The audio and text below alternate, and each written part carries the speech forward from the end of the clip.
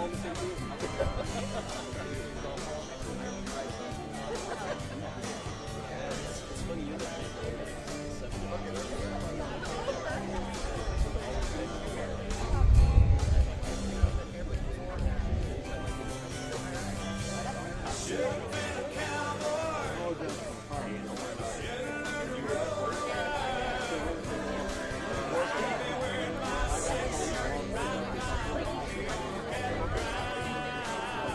are you? You good? Good, yeah.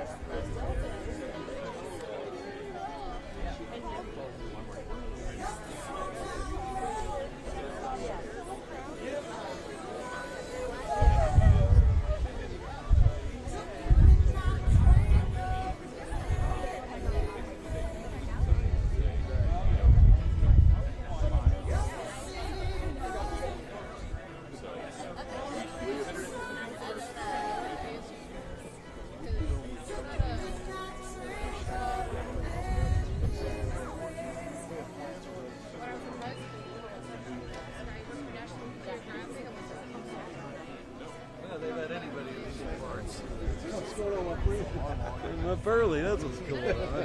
How you really get up really early for down here. Yeah, that sounds good if I said that, right? But I was in town last night, got a room. So. Okay. No, I guess one of the Capitol this week. We're close to that. Yeah, it's tomorrow, is it, isn't it? Tomorrow, yeah, I guess. One night last night, one day today. Yeah, I was on it, but I've been like storm, flood, shooting. Yeah, actually good stuff. Yeah. Been away from Capitol for a while.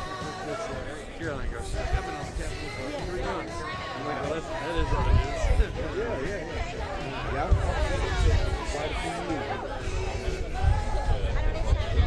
Hopefully this will be one of the first times to smoothly rise on out to the sunset.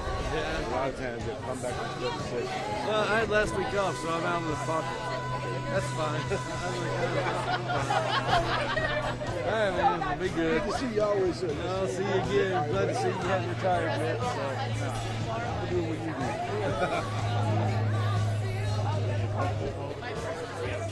All the way over because you got video.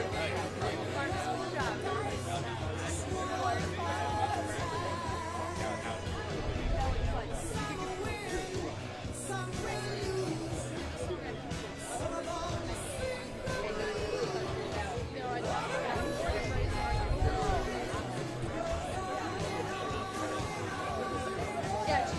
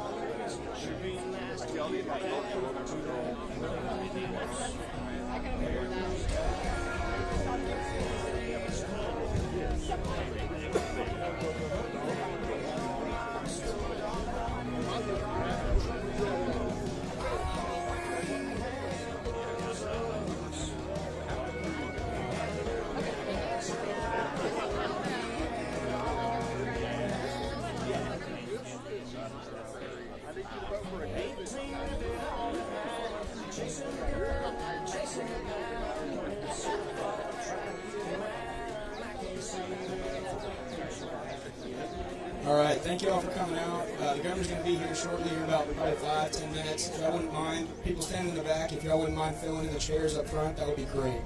Thank you.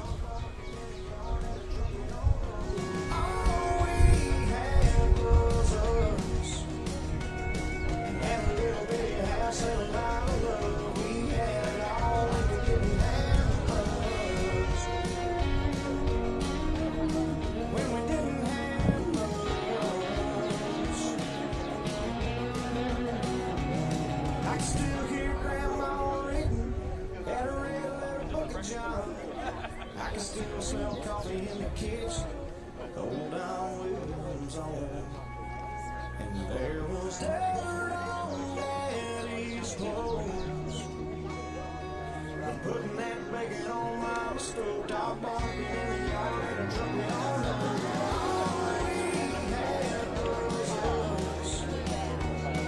had a little bitty house and a lot of love. We had it all when we didn't have much. Had it all when we didn't have much.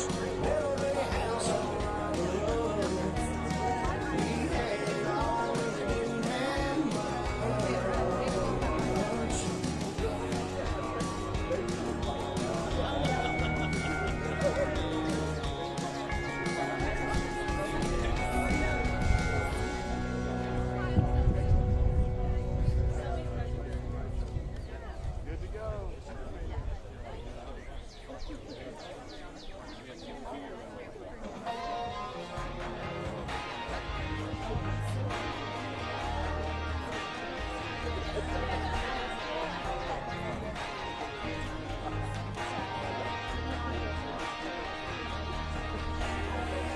mixtapes got a little Hank, little Drake, a little something bumping, thumping on the wheel ride.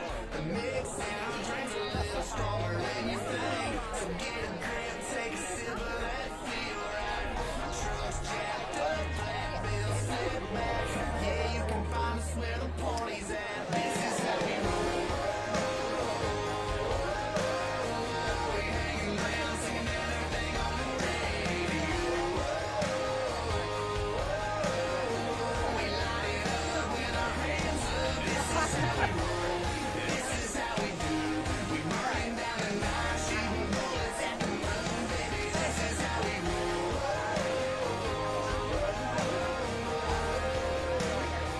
Yeah, baby, this is how we roll.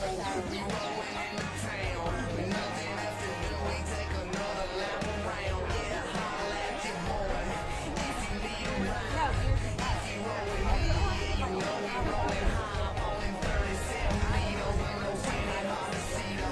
How fresh my baby is in a shotgun Cedo. Kisses off from Mito, automatic like a free throw. This life I live, it might not be for you, but it's for me though. This is how we roll. We hanging around, singing everything on the radio.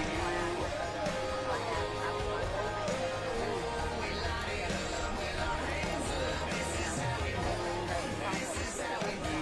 When the world turns around, it's turning. Look at you, baby. This is how we roll.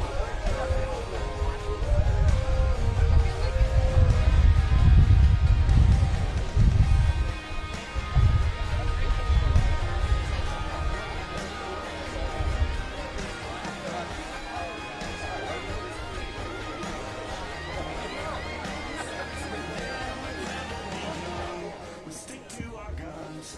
We love who we love, and we wanna have fun. Yeah, we cuss on them Mondays, we pray on them Sundays. Pass it around, and we dream about one day. 'Cause this is how we roll. everybody. Good morning. What a beautiful day in Arkansas. Yeah. Thank y'all so much for joining us. We're glad that all of you could be here, but especially and a huge and big thanks to my very dear and good friend, Secretary of Agriculture, Brooke Rollins, who came all the way from D.C. for today's announcement. Now, I know part of it was she was just looking for an excuse to get out of D.C. But Brooke and I survived some tough days working together in the White House during President Trump's first term and bonded very quickly over being working moms and maybe even more passionately over being diehard SEC fans. Yes, that's true. Unfortunately, Brooke chose the wrong team, but what she lacks for in team selection, she makes up for in being one of the toughest and most dedicated public servants that I've ever met. Brooke isn't just brilliant on policy. She's from a farm family and cares deeply about the history and the future of the agriculture industry. And I know that she's working every single day to make our ag community stronger and Americans healthier. I also want to thank Secretary Christy Putnam, whose team put an enormous amount of work into the announcement that we're making today, and who has been a tremendous leader for all of our team at DHS. This past December, I sent a letter to the incoming Trump administration announcing my intent to reform Arkansas's food stamp program by banning unhealthy foods like soft drinks and candy. Today, my administration is submitting a first-of-its-kind waiver that will allow us to do just that. America is facing a chronic disease epidemic. Obesity, diabetes, heart disease, and other chronic illnesses are a personal struggle for millions of Americans and driving significantly higher costs in our healthcare system. Sadly, Arkansas statistics are even worse than the nation as a whole. 1/3 of our state has diabetes or is pre-diabetic. When the numbers are that high, it's important for us to examine a system that actively encourages and subsidizes unhealthy, highly processed, addictive products. Right now, you can use food stamps to buy a soft drink or a candy bar from a gas station, but you can't use them to buy an Arkansas-raised hot rotisserie chicken from a grocery store. That's the definition of crazy, especially when our state has so many farmers and ranchers raising healthy, homegrown products right here in our backyard. Luckily, we finally have a president who, along with Secretary Rollins, has put a laser focus on solving America's chronic disease epidemic. I believe that reforming food stamps is a great place to start. Our country spends $119 billion each year on food stamps. 23% of that spending, which is $27 billion annually, goes toward things like soft drinks, unhealthy snacks, candy, and dessert. At the same time, our state Medicaid program spends at least $300 million each year treating chronic illness. Taxpayers are subsidizing poor health. We're paying for it on the front end and the back end. That's not a nutrition program. It's actively harming Arkansans' health and contributing to our nation's mountain of debt. One Stanford study estimated that just by removing sugary drinks from food stamps, we would prevent obesity in 141,000 kids and type 2 diabetes in 240,000 adults nationwide. I want to be clear, though. This is not about taking anything away. The government isn't dictating what you can or can't buy with your hard-earned money.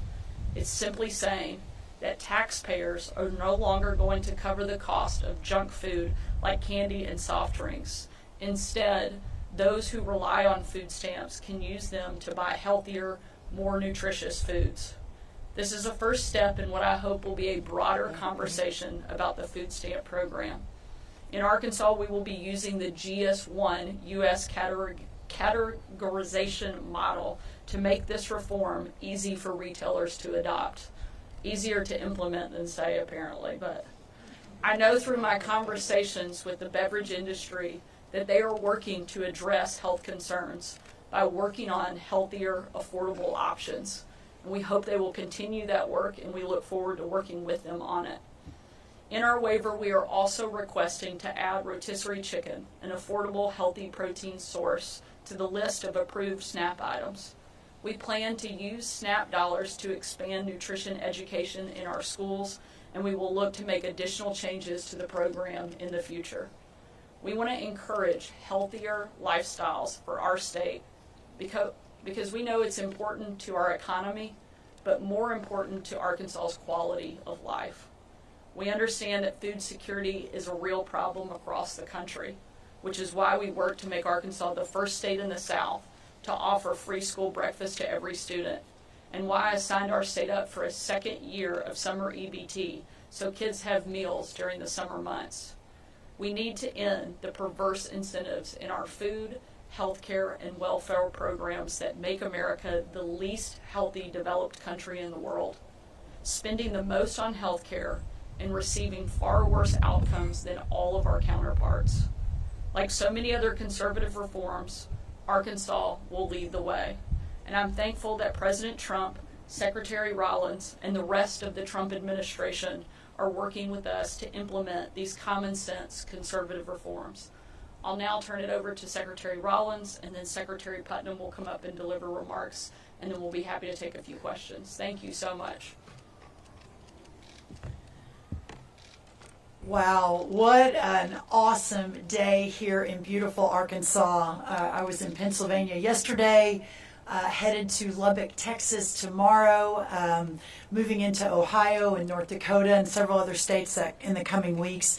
But of all of that, to be here with all of you today and with my sister from a different mister, Sarah Sanders, we did have an extraordinary time in the first White House under President Trump. And Sarah, to see you lead with such boldness and courage and poise and elegance and intellect is truly inspiring. So happy to be here in your backyard, the people of Arkansas's backyard, on this beautiful morning. In a state like Arkansas, and with Arkansas leading the way, that has done so much to exemplify the virtues of productivity, of innovation, and of compassion in everything that you do. There's a reason that Americans from all over the country come to make a life in Arkansas, and it's a tremendous credit to my longtime friend, Governor Sarah Huckabee Sanders. We're here today, as she mentioned, to announce the Arkansas SNAP waiver program, one of the first in the nation, and an example of the kind of innovation that the states are uniquely positioned to effect. Although SNAP, or food stamps, is a federal program, we administer it in partnership with the states because it is in the states, and the states who are the closest to the citizenry and understand best the needs and expectations of your people. No federal bureaucrat can do that, nor any program in Washington, D.C. So let's understand one big thing first, that what we are doing here today is affirming the value of federalism in all aspects of governance. That's why I am here. That's why I want to applaud my friend Governor Sanders, who has once again exhibited the courage and the innovation of the people that she represents here in this great state. The SNAP program is designed to help those in need of assistance, not to hurt them. And it's also funded by the American taxpayer, who deserves a say in how the program is administered and what the program funds. President Trump has given his administration, our administration, the mandate to make America healthy again. This is one of the things he campaigned on, and this is what the American people voted for. And I venture to say, especially the American mom voters, like myself and Sarah and Christy behind me. The American people have spoken, and the people of Arkansas have spoken, and Governor Sanders is once again leading the way. And the American people are asking, how does it make sense that SNAP will pay for unhealthy sodas, for candy, and for junk food, but not for rotisserie chicken? 40% of school-aged children and adolescents in the U.S. have at least one chronic health condition. Think about that. 40% of school-aged children and adolescents in our country have at least one chronic health condition. Prediabetes now affects 1 in 3 children ages 12 to 19. This is a crisis, and one of the greatest contributor to the U.S. healthcare costs and now comprises 90% of our expenditures, according to the CDC. This cannot continue, and certainly not under President Trump's watch. The system is broken, and to do things the way we have always done them is no longer acceptable in Washington, D.C. I stand here today, made the trip today to Arkansas to support this amazing state and your incredible leadership in the next step, and in doing so, encourage all the states to also consider different ways of doing business to make our citizens, our country, and all Americans healthy again. We at USDA are committed to funding health, not illness, to satisfying hunger with nutritious food produced and harvested by our incredible farmers and ranchers here in America, but not unhealthy food products that fuel chronic disease. Congratulations to Governor Sanders and the people of Arkansas for taking a historic and leading step toward restoring health in our great nation. Thank you.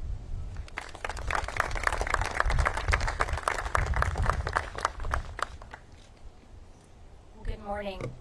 I am so grateful to be here today for this important announcement.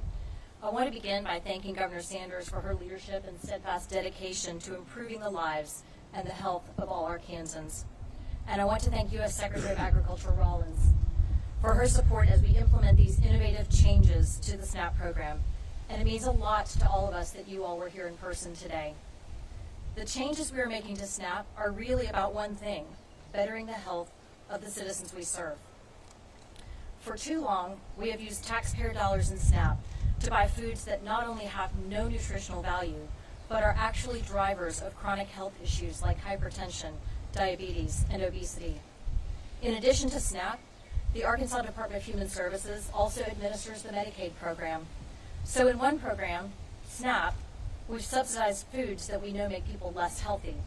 And in the other program, Medicaid, we're devoting resources, significant resources, to treating the same health conditions brought on by consuming unhealthy food. This makes no sense. Everything we do at DHS should contribute to improving health. I have a saying about how we serve people. The individuals and families who come to us don't come to us in pieces. So why do we serve them as if they do? Why do we contribute to poor health in one program and then try to fix it in another program? There's a better approach, and it's why we're here today. It's about prevention. It's about healthier choices, so Arkansans all across the state never develop those conditions to begin with. And it starts with the common sense changes to SNAP that are outlined in our waiver. More than 100,000 households across our state receive SNAP benefits every month. This new approach will mean more nutritious options on the table of each one. This isn't punitive, it is preventive. It's about making a positive difference in the lives of people we serve, and I couldn't be more excited to be here today announcing this next step. Thank you all very much.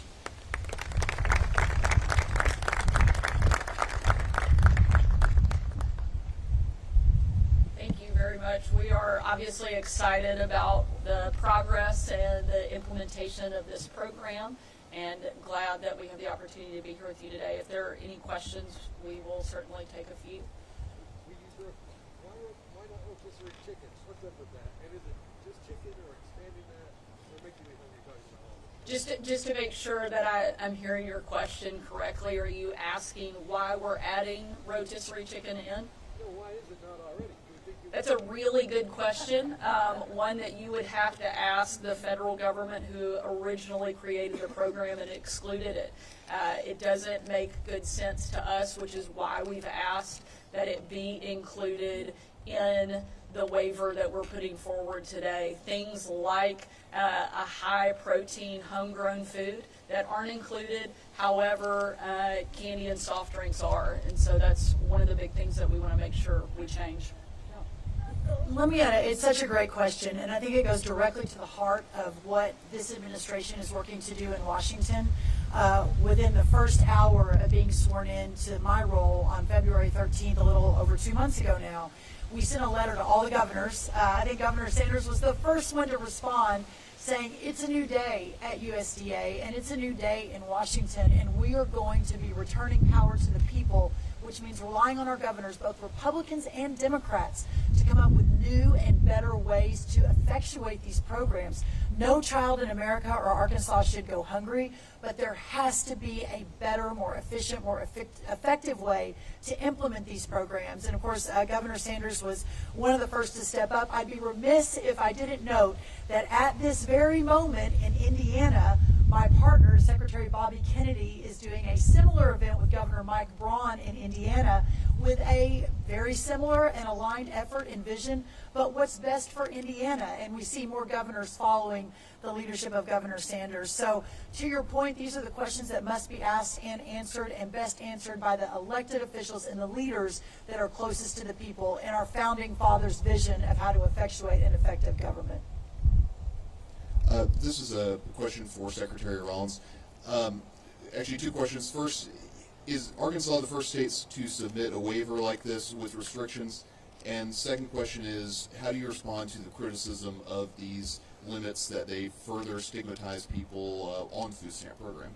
Well, first of all, thank you. Governor Kim Reynolds out of Iowa submitted a smaller waiver regarding summer programs, but this is certainly the first that will have been submitted since we took office a little over 2 months ago, specific to the larger and broader implications of sugary drinks and junk food, et cetera, being paid for by SNAP. At the end of the day, we will never restrict choices of you, of myself, of others. What we're working to do is make sure that taxpayer dollars, that when government is involved and when they're spending the money of our people, that money is being spent wisely and in the best way we know how. I think Sarah mentioned in her numbers, this is an over $100 billion program out of USDA across the country. The largest spend of that $100 billion for those who are on these programs is not on fruit or vegetables or protein or rotisserie chicken or whole milk. It's on soda. So clearly, when you look at that from the front end and how we're spending taxpayer dollars, and then the back end, as Secretary Putnam mentioned, the cost to the American taxpayer in terms of chronic disease, in terms of the amount of money we're spending in Medicaid, et cetera, something has to change. And I do think it's worth noting that when Secretary Bobby Kennedy became part of the last campaign when President Trump was running, I think he joined in August, he brought an energy and a focus and a vision to the conservative side of the ledger, saying we have to do something about how unhealthy our country is. When 3 or 4 out of 5 kids are pre-diabetic in America, that is not okay, and the disservice to the future of our country, not just to the taxpayers and not just to those families, but to the strength of America. Something has to change, and I think you saw a reawakening of how important that is. And I know, again, I'm the mom of 4 teenagers. Of course, you all know Governor Sanders and her 3 beautiful children. Secretary Putnam has 3 children as well. Listen, I don't mean to disparage any of the dads out there, and certainly dads care about nutritious eating too. Probably have a story about how, we hate dads here, but it's not about that. But it is about being able to feed our children in the best and most nutritious way. So for anyone that says that, we're taking choices away from moms who are trying to just put food on the table, that could not be further from the truth. We are doing everything we can to empower, especially our disadvantaged families and our disadvantaged moms, so that they can have the opportunity to make better choices. And be clear, this is not taking any money out of these programs. The levels stay the same. It just opens up the opportunity to buy better and more healthy food moving forward. Sorry, we were playing Mike over here. A question. You mentioned that the levels are going to stay the same with SNAP, but when you're talking about more nutritious foods, it was a worry in the community about not able to extend those dollars even more, because when you're going nutritious, that can be a little more costly. How are you going to deal with that, or what's your response to that? I think there's a couple points here. First, I think you'd be hard pressed to say that you're going to be better off having purchased a pack of Skittles and that your hunger is going to be satisfied after that purchase. We want to encourage people to make better, healthier choices. Again, not take anything away. It's also why we've worked really hard, and there are a lot of legislators that are sitting here to remove Arkansas's grocery tax so people have more and more of their hard-earned money to buy food here in the state of Arkansas. I think one of the big things that is regularly lost about the SNAP program is that the N in SNAP stands for nutrition. And we have taken a program that is meant to be about providing and helping people put food on their table and put something else in their hands and in their stomachs. We have to do a better job. We know that we have an absolute epidemic, and there are a number of ways that we're looking at addressing that, and those are just a couple. But to make an argument that this is somehow a disadvantage, I think is a real disservice to the people of the state. Hey, Governor Sanders and Secretary Rollins, this question's for both of you.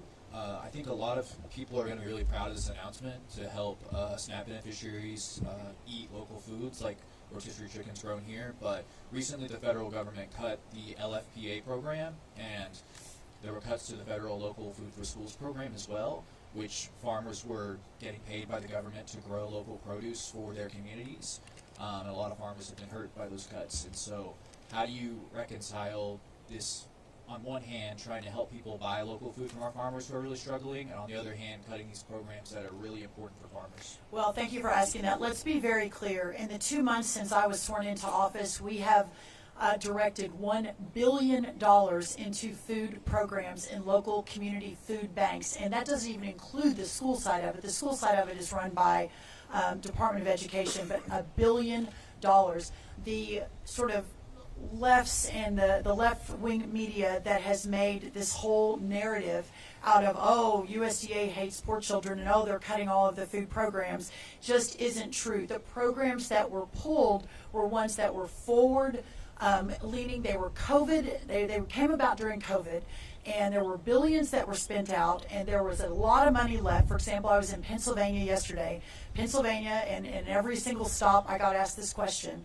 In Pennsylvania, they have $30 million still sitting in an account to be spent on local food programs and buying nutritious food from farmers. I haven't looked at the Arkansas numbers. I should have done that before I walked up here.